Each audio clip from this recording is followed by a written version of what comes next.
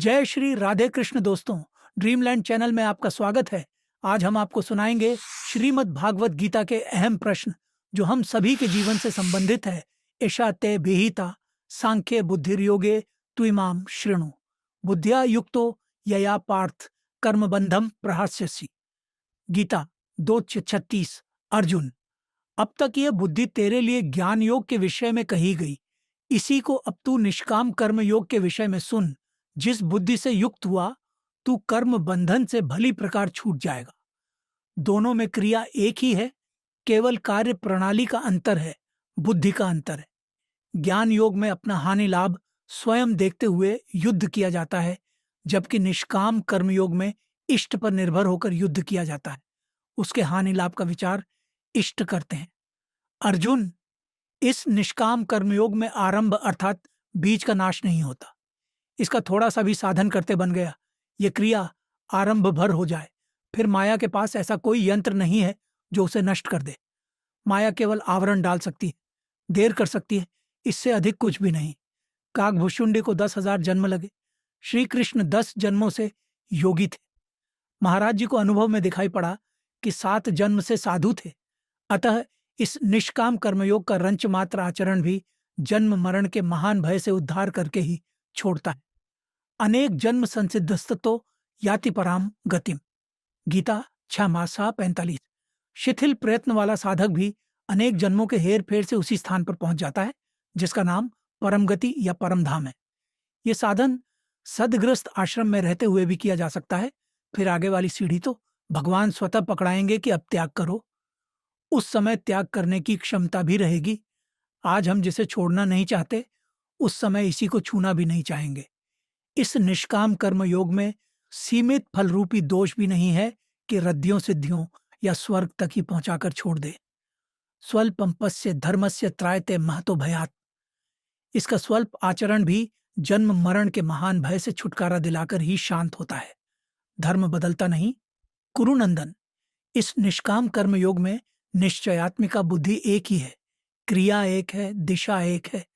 तब जो लोग बहुत सी क्रियाएं बताते हैं, क्या वे भजन नहीं करते? श्री कृष्ण कहते हैं, वे भजन नहीं करते।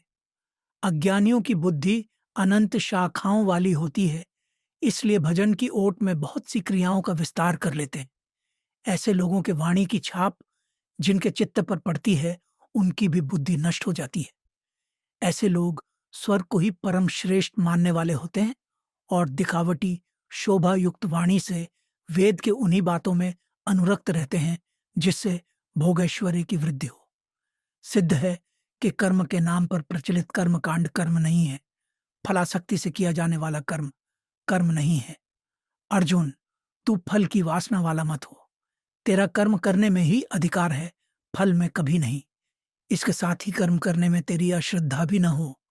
निरंतर करने के लिए तत्पर हो जा। इसमें बुद्धि को इष्ट के अधीन रखना होता है, इसलिए निष्काम कर्म योग को बुद्धि योग भी कहते हैं।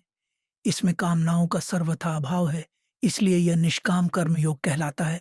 क्रमशः उत्थान करते करते यह इष्ट के साथ समत्व की स्थिति दिला देता है, इसलिए यह समत्व योग कहलाता है। अर्जुन, इस निष्काम कर्म योग में इंद्रिय सहित मन के निरोध का बड़ा महत्व है, क्योंकि विषयों में विचरती हुई जिस भी इंद्रिय के साथ मन रहता है, वह अकेली इंद्रिय ही इस अयुक्त मन का अपहरण कर कहीं ले जाकर उसी प्रकार पटक देती है जैसे वायु नाव का हरण कर लेती है। इसलिए महाबाहों, इंद्रियों को विषयों से सब प्रकार से समेटकर कर्म का आचरण कर। अर्जुन को कर्म योग की अपेक्षा ज्ञान मार्ग में सरलता दिखाई पड़ी। ज्ञान मार्ग में अनुरागी हानि लाभ का स्वयं विचार कर निर्णय लेता है। साधना पूरी हो जाए तो महामहिम स्थिति मिलती है और इसके पूर्व शरीर का समय समाप्त होने पर देवत्व मिलता है। जबकि निष्काम कर्म योग में कर्म करने में ही अधिकार है, फल में कभी नहीं। यह तो निश्चित है कि कभी न कभी हम कर्म बंधन से छूट जाएंगे, किंतु कब, कितना छूटेंगे, अभी से कोई निर्णय नहीं। केवल कर्म कर, ऐसा समझ कि फल है ही नहीं, मिलना जुलना कुछ नहीं और करने में अश्रद्धा भी ना हो। कौन अकारण खाक छानता फिरे? हाँ, अंत में कभी कल्याण हो जाएगा। इससे अच्छा तो ज्ञान योग है जिसमें साधक अपनी गति प्रगति को देखते हुए चलता है। तीसरे अध्याय में अर्जुन ने प्रश्न किया, जायसी चेत कर्मणस्ते मता बुद्धिर जनार्दन तत्किम कर्मणि घोरे मां नियोजैसी केशव। गीता 3:1। भगवन, यदि निष्काम कर्म योग की अपेक्षा ज्ञान मार्ग आपको श्रेष्ठ मान्य है तो फिर मुझे भयंकर कर्मों में क्यों लगाते हैं? कर्मयोग में अर्जुन को भयंकरता दिखाई देती है। मिले हुए से वाक्यों से आप मेरी बुद्धि को मोहित क्यों करते हैं? कृपया निश्चित करके उस एक मार्ग को कहिए जिससे मैं परम कल्याण को प्राप्त हो जाऊं। अर्जुन परम कल्याण का इच्छुक था। भगवान कहते हैं, अर्जुन, 2 प्रकार की निष्ठा पहले मेरे द्वारा कही गई है। पहले का तात्पर्य सतयुग या त्रेता नहीं, बल्कि अभी अभी अध्याय 2 में कह आए हैं। इसी को सुनकर तो अर्जुन का प्रश्न खड़ा हुआ। ज्ञानियों को ज्ञान योग से और योगियों को निष्काम कर्म योग से, किंतु किसी भी मार्ग में कर्म को छोड़ने का विधान नहीं है। कर्म तो हर दशा में करना ही होगा। ऐसा नहीं है कि कर्म को न करके कोई नैष्कर्म्य की परम सिद्धि को प्राप्त कर ले। निष्कर्म का आशय अकर्मण्य नहीं होता। हम कुछ न करें तो हो गए निष्कर्मी। कोई ऐसा बचाव न ढूंढ लें, इसलिए श्री कृष्ण ने स्पष्ट किया। पूरा सुनने के लिए बहुत बहुत धन्यवाद। मिलते हैं अगले भाग में। जब तक के लिए राधे कृष्णा।